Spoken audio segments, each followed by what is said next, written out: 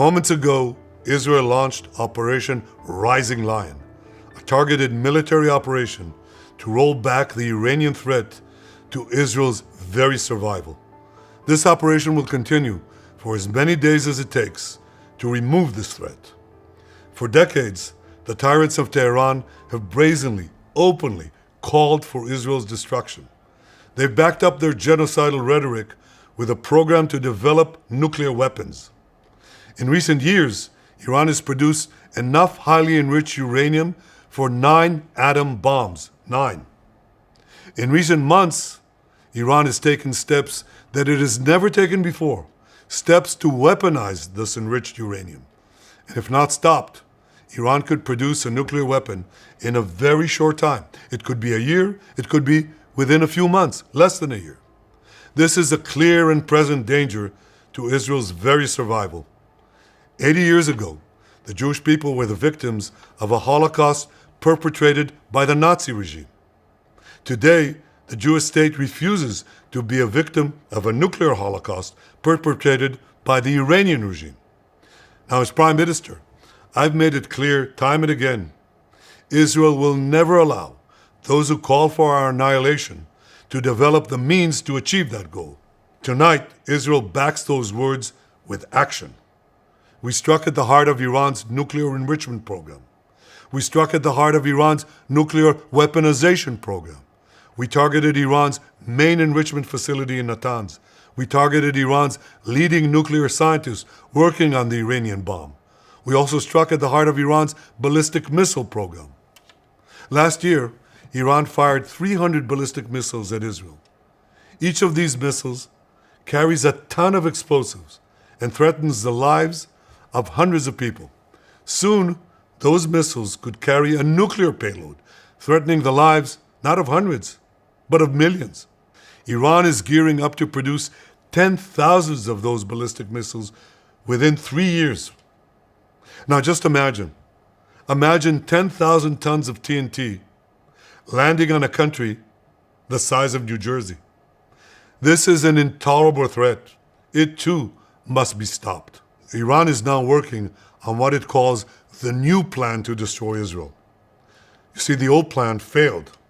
Iran and its proxies tried to encircle Israel with a ring of fire and to attack us with the horrible attack of October 7th. But the people of Israel, the soldiers of Israel, rose like lions to defend our country.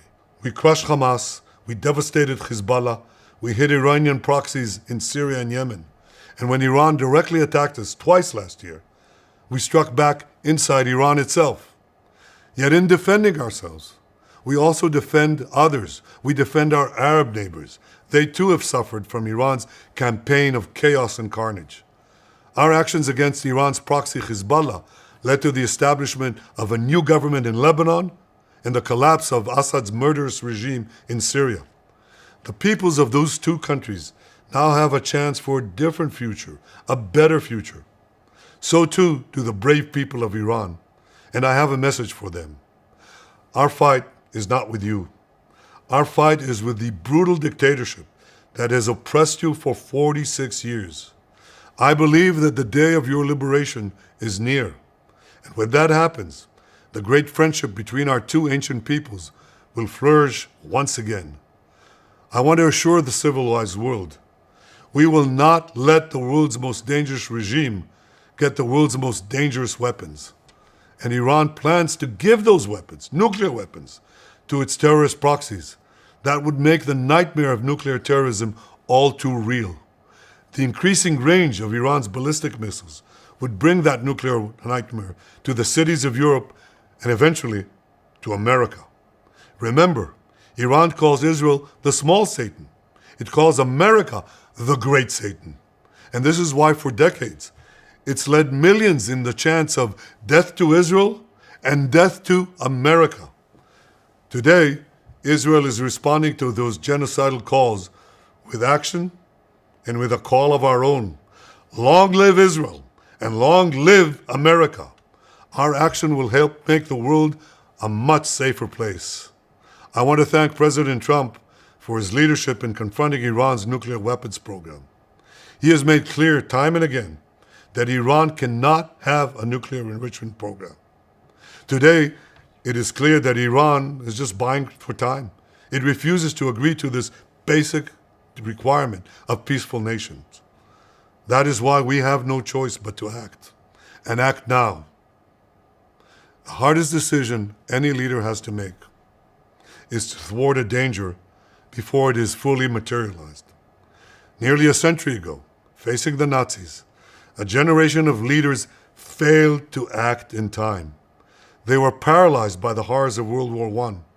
They were determined to avoid war at all costs, and they got the worst war ever. They adopted a policy of appeasement.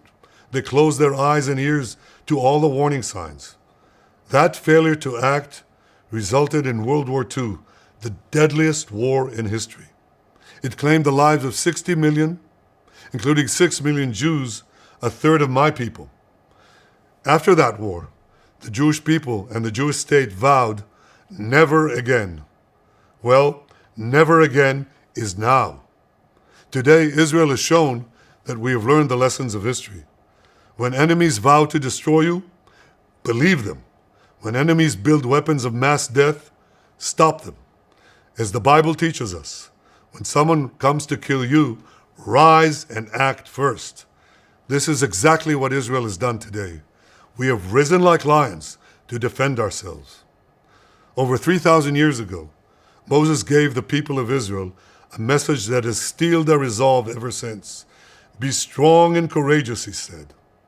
Today, our strong and courageous soldiers and people stand together to defend ourselves against those who seek our destruction. And by defending ourselves, we defend many others, and we roll back a murderous tyranny. Generations from now, history will record that our generation stood its ground, acted in time, and secured our common future. May God bless Israel. May God bless the forces of civilization everywhere. Thank you. For years, the Iranian regime has called for the destruction of the State of Israel, planning and advancing concrete military plans to do so. Over the past few months, intelligence has shown that Iran is closer than ever to obtaining a nuclear weapon.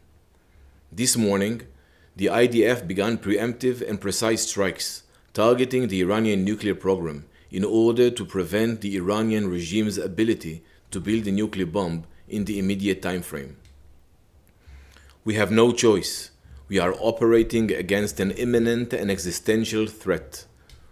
We cannot allow the Iranian regime to obtain a nuclear weapon that would be a danger to Israel and the entire world.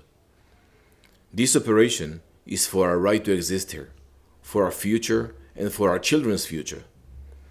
The State of Israel has the right and the obligation to operate in order to protect its people and will continue to do so. The IDF conducted significant preparations for this operation. We are well prepared both in defense and offense to defend ourselves. The IDF will continue to defend the State of Israel.